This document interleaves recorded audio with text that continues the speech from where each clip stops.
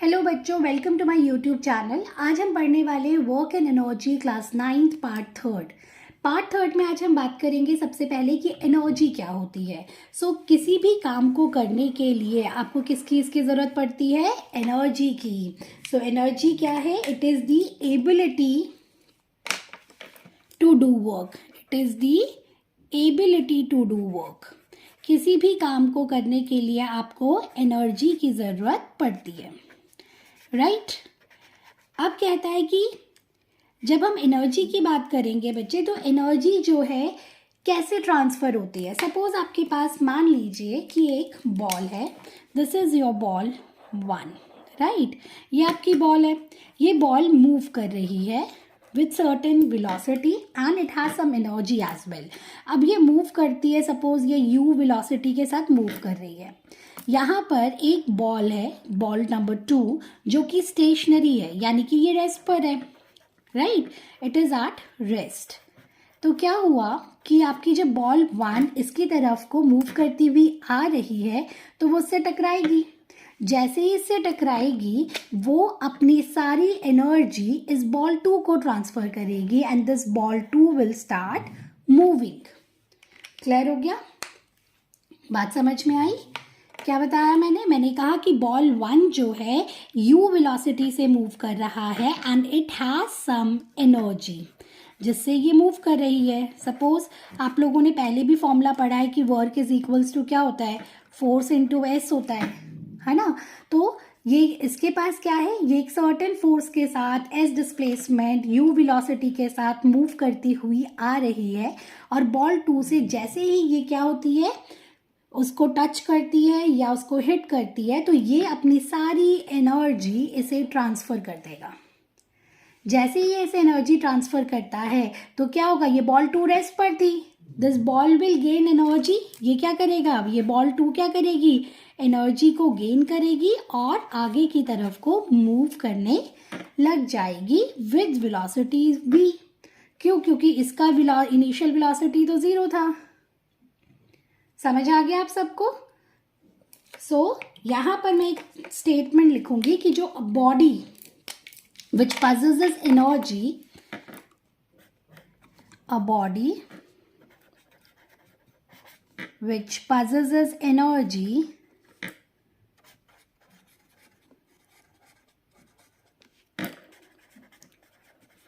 can exert a force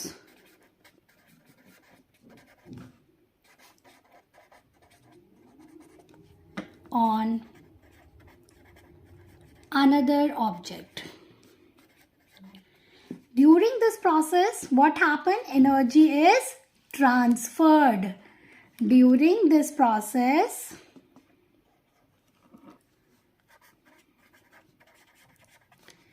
energy is transferred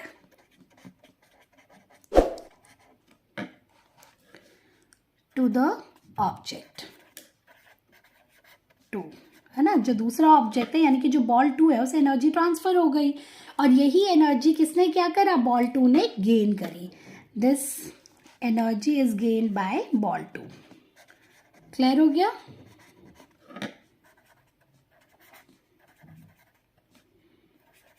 by ball 2। तो क्या होगा? बॉल 2 क्या करने लग जाएगी? The ball 2 will start moving. The ball 2 will start moving. I hope this concept is clear to you. Clear? Next आती है बात, हम लोगों ने कहा कि भाई ठीक है, एक बॉल आ रही है, वो दूसरी बॉल को मारती है या हिट करती है या उससे फोर्स एक्सर्ट करती है और उसके बाद एनर्जी ट्रांसफर होता है। Ball 2 will gain energy and then it will start moving with certain velocity.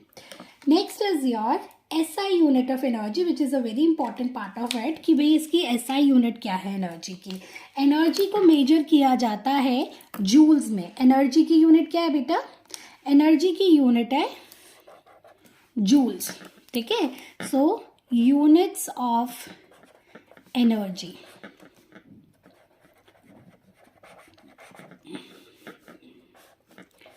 SI unit क्या है एनर्जी की? That is joule. Clear?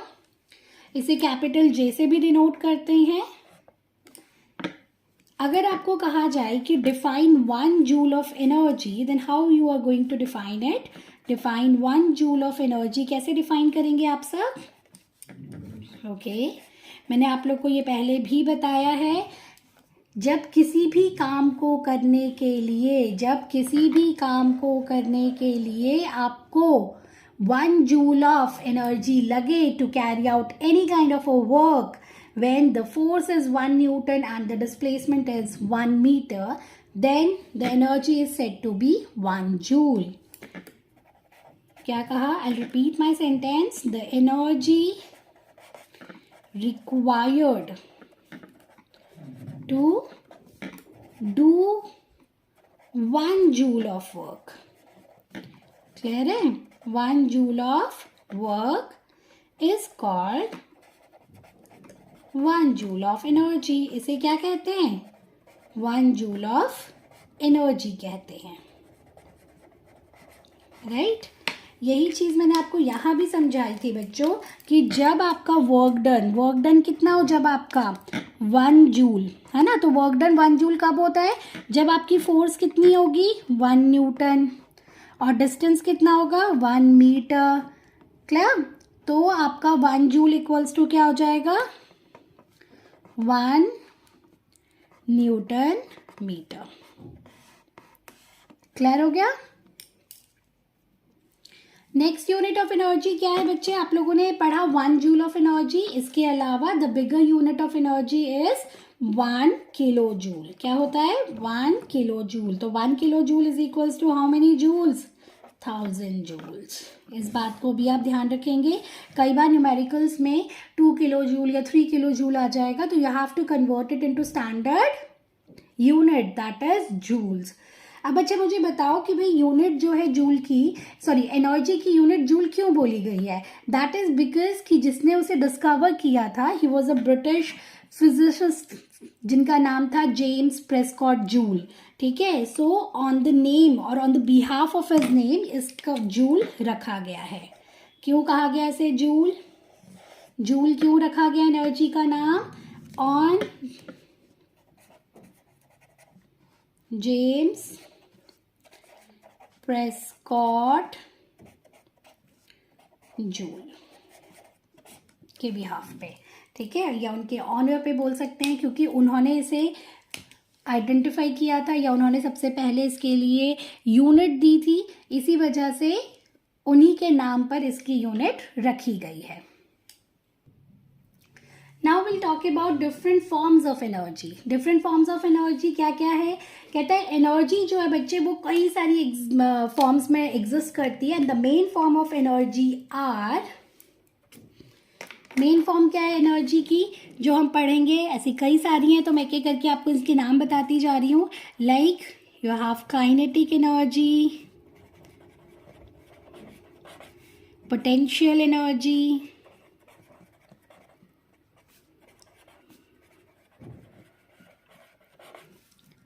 Chemical energy,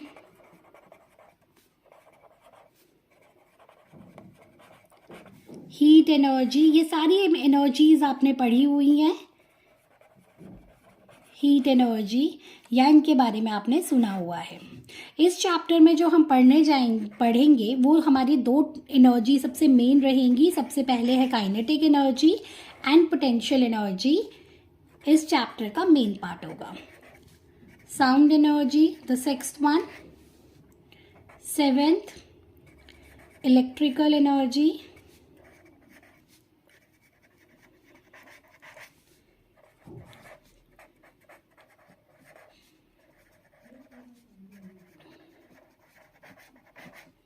nuclear energy. यहां तक क्लियर हुआ?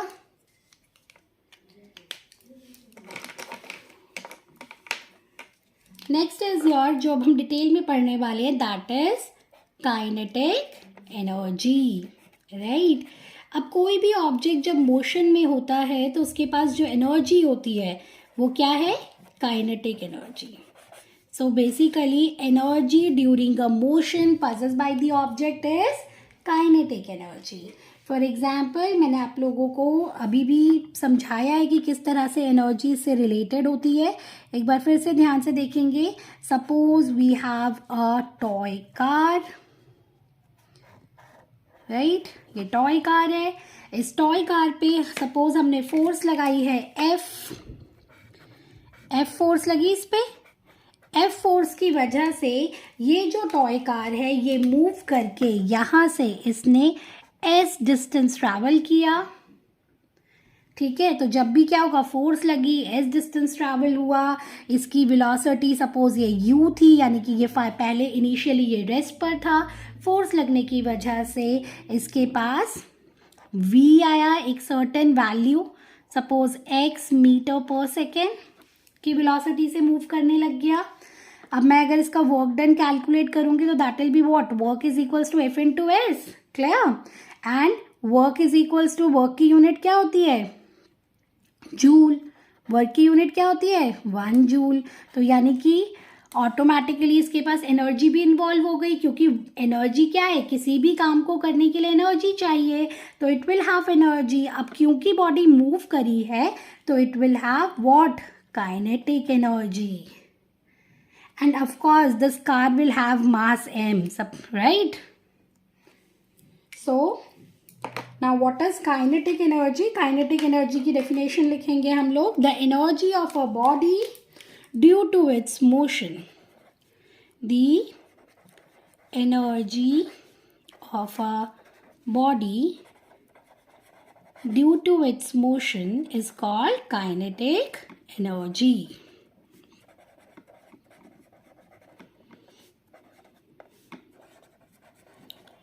अब ये जो डायग्राम मैंने आपको समझाया है ना, इसी के बेसिस पे मैं क्या करूंगी, काइनेटिक एनर्जी का फॉर्मूला डिराइव करूंगी.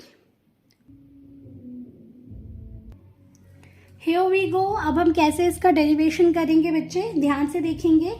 अभी मैंने आपसे कहा कि W equals to F into S. उसे कितना टाइम लगा, कितना वर्क डन लगा बॉडी को मूव कराने में, that is W equals to F into S.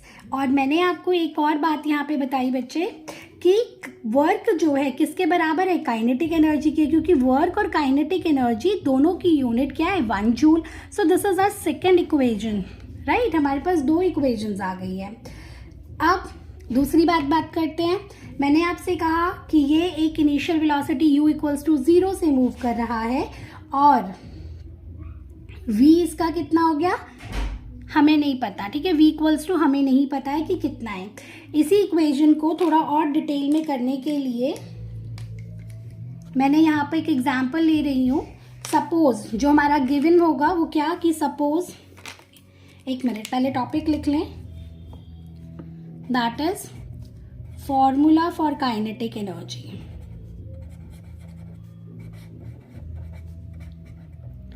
Formula for kinetic energy कैसे कैलकुलेट करोगे. फर्स्ट इक्वेशन क्या बनी बेटा, W equals to F into S. Okay. तो formula for kinetic energy calculate कर रहे थे हम लोग. यहाँ पर मैं एक सपोज लूंगी कि सपोज मेरी जो इनिशियल वेलोसिटी है, मैंने आपको एक्सप्लेन करने के लिए बताया था कि इसकी ये पहले रेस्ट पर है. ठीक है. अभी मैं ले रही हूँ कि सपोज जो इनिशियल वेलोसिटी थी बॉडी की वो v है and the final velocity is 0, right. उसकी फाइनल वेलोसिटी कितनी है, 0. अब क्योंकि बॉडी क्या करेगी, जैसे जैसे ब्रेक लगाएगी, क्योंकि फाइनल वेलोसिटी 0 होने वाली है तो ब्रेक लगाएगी, तो जो एक्सेलरेशन होगा that will be equals to -a, क्योंकि रिटार्डेशन आ रहा है, या नेगेटिव एक्सेलरेशन शो करेगा वो. तो by putting your equation third of motion, that is v square equals to u square minus 2as, we'll put all these values over here. v का value is 0, 0 का square, u का value is v का square minus 2, a की जगह पे -a into s. Clear. So v square इधर आ जाएगा, तो इक्वेशन बन गई v square equals to 2as. यहां तक समझ में आ गया. ये आपकी इक्वेशन 3 हो गई. Now according to Newton second law of motion, Newton's के सेकेंड लॉ ऑफ मोशन के अकॉर्डिंग आप लोगों ने इक्वेशन को क्या पढ़ा है बेटा? Force equals to m into A. तो यहाँ पे पुट करेंगे F इक्वल्स टू क्या हुआ? m into a is equals to हो गया F by m। Clear? Next यहाँ पे आपने क्या करना है? Putting the value of acceleration in equation this. इस इक्वेशन में आप इस a का वैल्यू पुट कर देंगे। ये फोर्थ इक्वेशन हो गई, इसका वैल्यू यहाँ पुट करेंगे तो क्या आएगा? Now this will become v square equals to 2 into f over f into s over m। Clear? v square into m multiply हो जाएगा, देखो ध्यान से, v square into m multiply हो गया। क्लियर? और अपॉन में multiply 2 into F into S आ गया। ठीक है? एफ इंटू एस क्या था? डब्ल्यू। डब्ल्यू क्या था? काइनेटिक एनर्जी के बराबर। तो इसी इक्वेशन को आगे करते हैं, वैल्यूज पुट करेंगे, ध्यान से देखना। एफ इंटू एस किसके बराबर हो गया? Kinetic energy. अभी मैंने बताया कैसे। एफ इंटू एस डब्ल्यू के बराबर, डब्ल्यू बराबर है काइनेटिक एनर्जी के, तो kinetic energy is equals to m v square upon 2। So the formula of kinetic energy is half m v square. This is the final formula. Clear? Very good बच्चों, अभी हम लोगों ने पढ़ा काइनेटिक एनर्जी के बारे में। अब हम जो नेक्स्ट पढ़ने वाले हैं वो है पोटेंशियल एनर्जी। पोटेंशियल एनर्जी का क्या मतलब होता है? नॉर्मली अगर हम नॉर्मल टर्म्स में बात करें तो पोटेंशियल एनर्जी वो एनर्जी होती है जो किसी भी बॉडी के अंदर तब प्रेजेंट है जब वो रेस्ट की पोजीशन पे होती है। ठीक है? सो बेसिकली द एनर्जी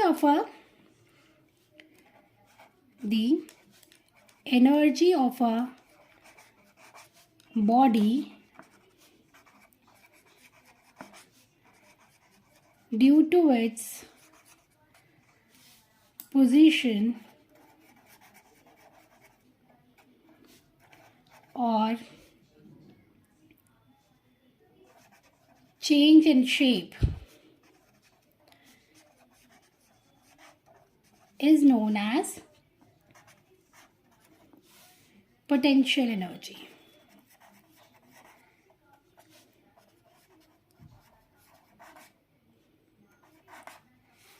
अब पोटेंशियल एनर्जी बेटा कई तरह की है, इसमें से मैं आपके पास 2 एग्जाम्पल लेने वाली हूँ पोटेंशियल एनर्जी के, जो आप पढ़ रहे हैं, जैसे कि gravitational potential energy and elastic potential energy. 2 types मैं आपको एक्सप्लेन करने वाली हूँ। One is gravitational potential energy, PE करके लिख रही हूँ शॉर्ट में, and elastic potential energy. Gravitational potential energy क्या होती है? जब भी कोई बॉडी, ठीक है, अबव द ग्राउंड प्रेजेंट है and due to its position, आप सबको पता है कि अर्थ के पास ग्रेविटेशनल फील्ड है। ठीक है? अर्थ के पास क्या है? उसकी ग्रेविटेशनल फील्ड है। और इस ग्रेविटेशनल फील्ड और ग्रेविटी की वजह से ही जो भी चीज़ है वो ऊपर से नीचे की तरफ को गिरती है, that is due to gravity. पर ये तो मूवमेंट हो गया ना, motion, that is kinetic energy basically.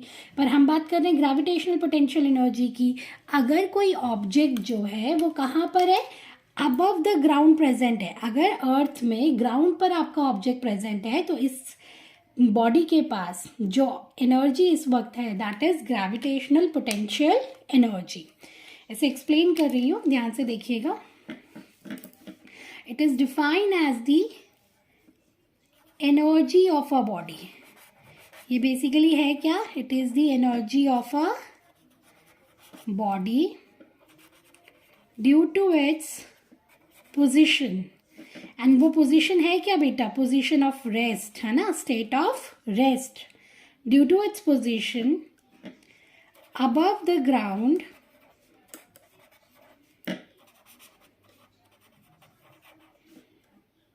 Is called gravitational potential energy. Clear? Okay, next हम पढ़ने वाले हैं इलास्टिक पोटेंशियल एनर्जी के बारे में। अब इलास्टिक पोटेंशियल एनर्जी क्या है बेटा? इलास्टिक पोटेंशियल एनर्जी, अब तुम्हें यहाँ पे वर्ड क्या बोला मैंने? इलास्टिक। यानी कि इस इलास्टिक पोटेंशियल एनर्जी में किसकी बात हो रही है? इलास्टिक नेचर की। तो फॉर एग्जांपल इसके लिए ना मैं एक स्प्रिंग ले लेती हूँ। स्प्रिंग को, ये आपका स्प्रिंग है, ठीक है। अब अगर स्प्रिंग पे यहाँ पे ए पॉइंट है और स्प्रिंग को मैं स्ट्रेच करती हूँ और बी पॉइंट पे लेके जाती हूँ और इसका डिस्प्लेसमेंट जो है वो एक्स है, तो आपका स्प्रिंग कैसा हो जाएगा? सी टू इट, ऐसे खींच के यहाँ पहुँच गया ये, ठीक है ना। ये कहाँ से कहाँ चला गया? यहाँ से यहाँ चला गया, इतना उसने एक्स डिस्प्लेसमेंट करा। तो बेसिकली यहाँ पर क्या हुआ है? यहाँ पे चेंज आया है in the shape of the spring, there is a change in the shape. तो अभी मैंने इसकी डेफिनेशन में भी ऊपर यही एक्सप्लेन किया था बेटा कि अगर या तो शेप में चेंज आए या पोजीशन में चेंज आए तभी जाके हम उसे क्या कहते हैं? पोटेंशियल एनर्जी कहते हैं। तो अब यहाँ पर किस पे चेंज आया है बेटा? इसकी शेप पे चेंज आया है। तो ये जो है एनर्जी इस बॉडी के अंदर या स्प्रिंग के अंदर प्रेजेंट है, that is elastic potential energy, ठीक है। अब इसकी डेफिनेशन करेंगे हम। The energy of a body due to change in its shape. The energy of a body due to change in its shape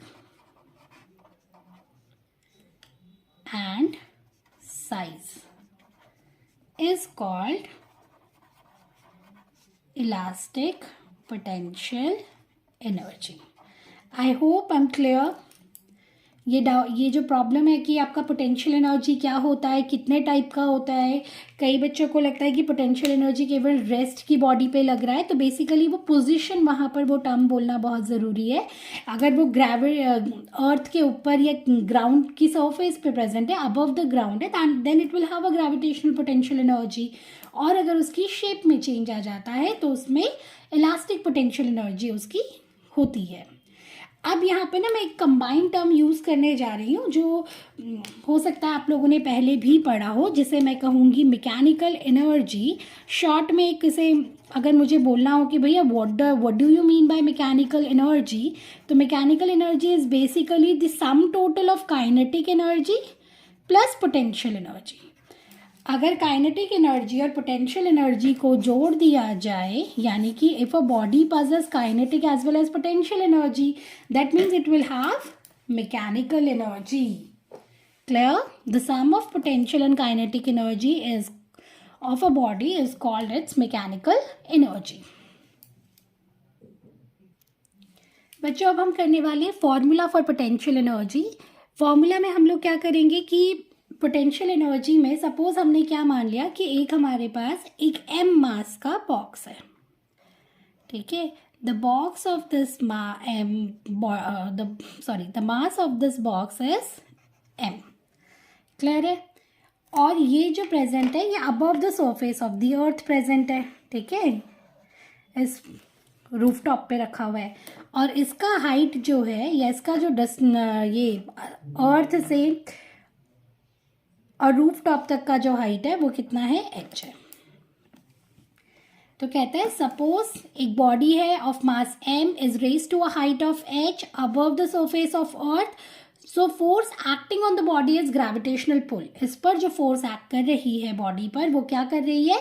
gravitational pull, ठीक है। तो फोर्स मैंने आप लोग को पहले भी बताया है अपने सेकेंड वीडियो में कि कोई भी बॉडी जो होती है उसका वेट हमेशा डाउनवर्ड एक्ट करता है, तो इसका भी डाउनवर्ड एक्ट करेगा। और डाउनवर्ड जब वेट एक्ट करता है तो W इज इक्वल्स टू क्या हो जाता है? m into G. वेट का फॉर्मूला क्या है? W equals to m into G. और आपको मैंने ये भी बताया था कि F इक्वल्स टू W, याद आ रहा है? वर्क डन का फॉर्मूला क्या है? एक बार रिवाइज करो। वर्क डन का फॉर्मूला था फोर्स इनटू डिस्टेंस। और यहाँ पे जो है बच्चे डिस्टेंस कितना है, अर्थ की सरफेस से ऊपर जहाँ आपने बॉडी रखी है उसका जो डिस्टेंस है वो कितना है, h, यानी कि जो डिस्टेंस है s is replace by h।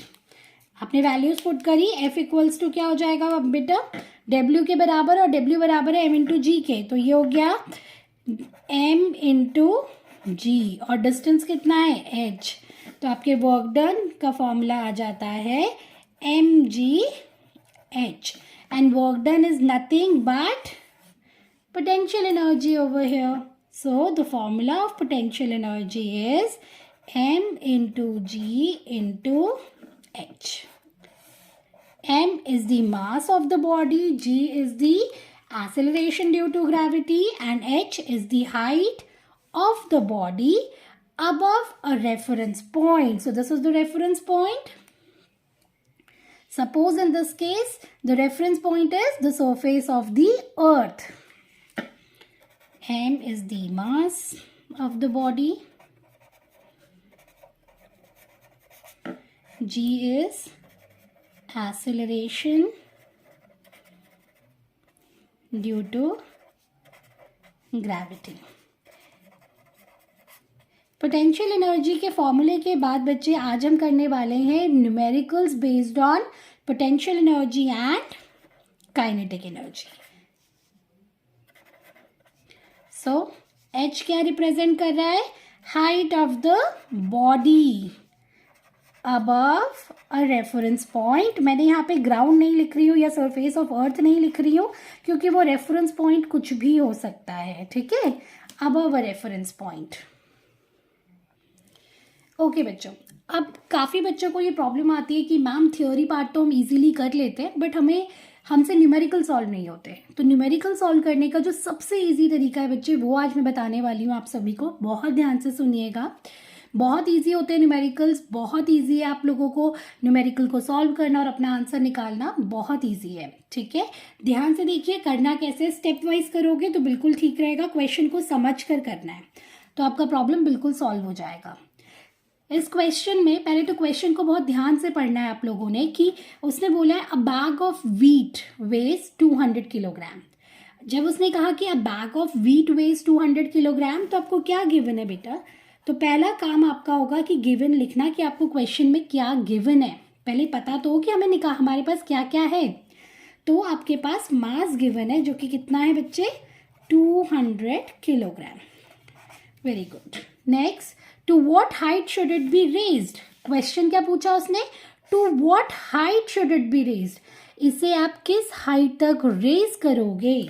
तो आपसे क्या पूछ रहा है, वो आपसे हाइट पूछ रहा है। So that potential energy may be 9800 joules, यानी कि ताकि आपका पोटेंशियल एनर्जी कितना हो जाए, 9800 जूल्स हो जाए, ठीक है। जी का वैल्यू उसने क्वेश्चन में दे रखा है। बच्चों, अगर किसी क्वेश्चन में जी का वैल्यू हम सभी जानते हैं कि वो एक constant value 9.8 metre per second square, but कुछ क्वेश्चंस में अगर नहीं गिवन है तो आप कैलकुलेशन को थोड़ा इजी बनाने के लिए जी इक्वल्स टू 10 भी यूज कर सकते हो। लेकिन जैसे इस क्वेश्चन में ऑलरेडी मेंशन है कि आपको 9.8 ही यूज करना है, तो आपको वही यूज करना पड़ेगा, ठीक है। Now tell me the formula of potential energy. मैंने अभी अभी आप लोग को समझाया कि पोटेंशियल एनर्जी का फॉर्मूला क्या होता है। क्या फॉर्मूला है, जल्दी बताओ। W equals to, yes, mgh। आपको W क्या होता है, वर्क डन। वर्क डन को रिप्लेस कर देती हूँ पोटेंशियल एनर्जी से, ताकि आप लोग का कंफ्यूजन थोड़ा कम हो जाए। हो गया mgh।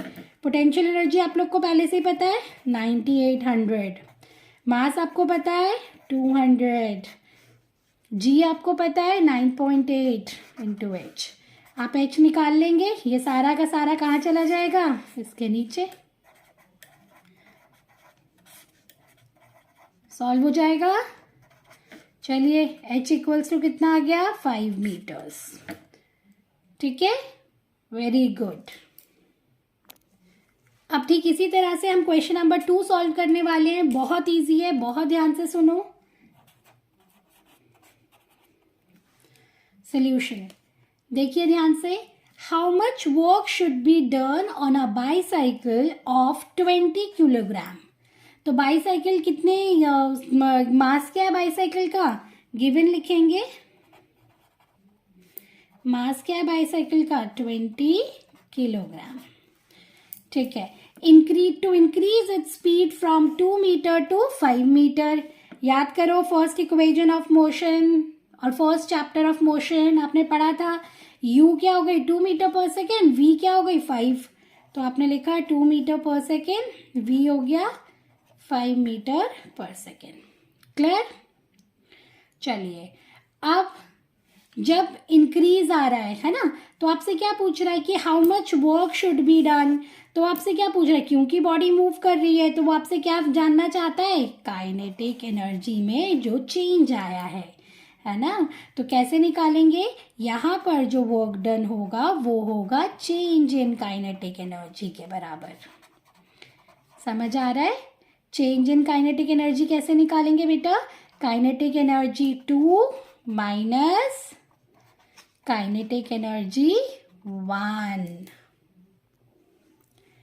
ठीक है, तो अब आपके पास जो वैल्यू गिवन है हाफ इक्वल्स टू क्या हो जाएगा, पहले काइनेटिक एनर्जी 1 निकालो, यानी कि इनिशियल वेलोसिटी के लिए हाफ mu स्क्वायर। ठीक है, वैल्यू पुट करो, ये आएगा आपका 40 जूल्स। ऐसे ही काइनेटिक एनर्जी 2 सॉल्व करो, हाफ mv स्क्वायर। m क्या है 20 किलो का, v कितनी है 5 का स्क्वायर। सॉल्व करो, कितना आया, कितना आ गया 250 जूल्स। ठीक है, तो अब आपको ke2 माइनस ke1 करना है। तो आपका जो टोटल वर्क डन आएगा वो कितना आया बेटा, 210 जूल्स। ठीक इसी तरह से आप कई सारे न्यूमेरिकल्स बच्चे सॉल्व कर सकते हैं। सबसे पहली बात जो आपको ध्यान रखनी है कि आपको गिवन जरूर लिखना है। आप गिवन लिखोगे तो आपको पता चलेगा कि आपको किस तरह से उसमें फॉर्मूला अप्लाई करना है। आई होप आपको न्यूमेरिकल वाला पार्ट क्लियर हो गया होगा, और प्लीज घर में प्रैक्टिस करना, तभी आप न्यूमेरिकल्स कर पाओगे। हमारा नेक्स्ट टॉपिक है पावर, जो कि इस चैप्टर का लास्ट टॉपिक है। अब हम करने वाले हैं इस चैप्टर का लास्ट टॉपिक, वो क्या है, पावर। पावर को कैसे डिफाइन करते हैं बच्चे, it is defined as the rate of doing work. It is defined as the rate of doing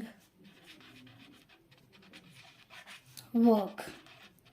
तो पावर का फॉर्मूला क्या हो गया, रेट ऑफ डूइंग वर्क बोला है। जब भी रेट बोलते हैं ना बच्चे तो अपॉन टाइम हो जाता है। इस बात को बहुत ध्यान रखना कि जब भी हम रेट की बात करेंगे ये हमेशा क्या हो जाएगा, अपॉन टाइम होगा।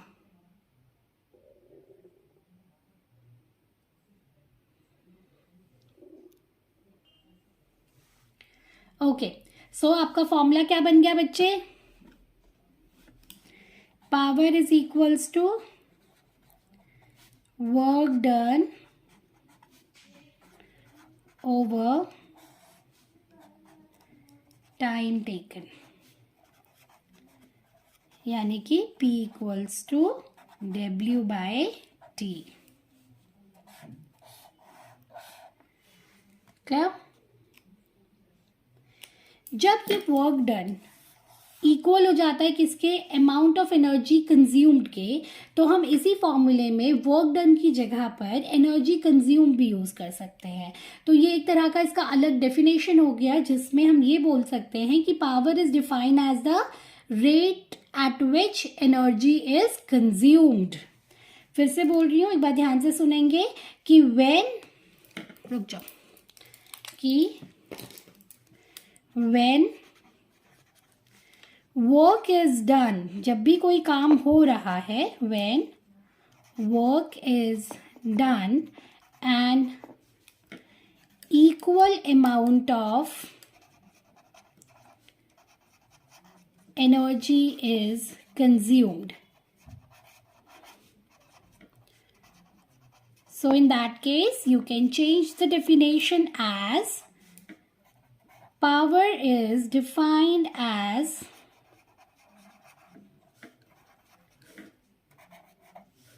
the rate at which energy is consumed. वो रेट जिस पर एनर्जी क्या होती है, कंज्यूम्ड होती है. Very simple. So the formula becomes power is equals to, work done की जगह पे आप क्या लिख सकते हो बेटा, energy consumed divided by time taken. Energy consume का जो आप सिंबल यूज करोगे बच्चे, वो कौन सा होगा, P equals to E. You can use E for energy consumed. Clear हो गया. दूसरी बात, it is a scalar quantity. कैसी क्वांटिटी है ये, स्केलर. पावर का डायरेक्शन नहीं होता. There is no direction involved in case of power, that's why it is a scalar quantity, right. It has magnitude only. Next, the unit of power. SI unit of power क्या होती है, watt. क्या होती है, watt. आप market जाते हो, bulb खरीदते हो या कोई भी इलेक्ट्रिकल अप्लायंस खरीदते हो तो उससे उसका पावर पूछते हो ना, तो SI unit of power is watt. Clear? Denoted by capital W. आप सबको मैंने जितनी बार भी आपकी फिजिकल क्वांटिटीज़ की यूनिट्स बताई हैं, तो मैंने बार बार आपको कभी 1 जूल, कभी 1 न्यूटन, इन सब की डेफिनेशंस कराई हैं. क्या आप मुझे बता सकते हैं कि what will be the definition for 1 watt. 1 watt power कैसे डिफाइन करोगे, how you are going to define what 1 watt. अगर आपको पूछा जाए कि भाई 1 वॉट डिफाइन करो, तो कैसे करोगे डिफाइन. ओके, सो मैं बताती हूँ कैसे करना है. बिल्कुल इजी है. 1 वॉट के लिए आप क्या बोलोगे, जब आपका एनर्जी यानी कि जो वर्क डन है वो 1 जूल होगा और टाइम कितना होगा, 1 सेकेंड. यानी कि 1 what is the power of a body when it does a work of 1 joule पर second. Clear. So, it is defined as the power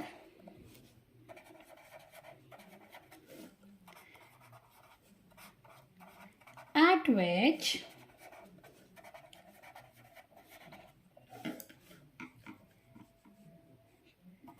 work is done at the rate of 1 joule per second. So the formula becomes 1 watt is equals to 1 joule over 1 second. Clear? That means 1 watt is equals to 1 joule per second. Clear? Okay. The next units जो हम use कर सकते हैं what के लिए, what को अगर मुझे बताना हो तो वॉट को मैं कंसीडर करूंगी as a small unit. It is a smaller unit of या स्मॉल यूनिट ऑफ पावर. ठीक है, वॉट क्या है, it is a small unit of power. पर इसके अलावा you can use bigger units as well. So अगर मैं बिगर यूनिट की बात करूं तो there were 2 different units for it. Bigger units कौन सी हैं बेटा, पावर की, पहला kilowatt KW and megawatt MW. 1 kilowatt is equals to 1000 watts. Clear? 1 megawatt is equals to 10 raised to the power 6 watt. Clear हो गया? So these are the 2 bigger units. एक और another unit इसकी हम use करते हैं that is horse power. Horse power पता है आप लोगों को? What is horse power? Another unit of power is horsepower. So one horsepower is equals to 746 watts. Another unit of power is horsepower. HP से denote करते हैं इसे, ठीक है. And 1 horsepower is equals to 746 watts. Clear? बच्चों अब हम next numerical करने वाले हैं बेस्ड ऑन पावर. तो फिर से वही मेथड यूज करेंगे. आई होप अब सबको समझ आ रहा होगा कि कैसे न्यूमेरिकल्स को सॉल्व करना है. तो पहला हम करने वाले हैं कि इलेक्ट्रिक बल्ब जो है वो कंज्यूम करता है कितना kilo joule of electrical energy?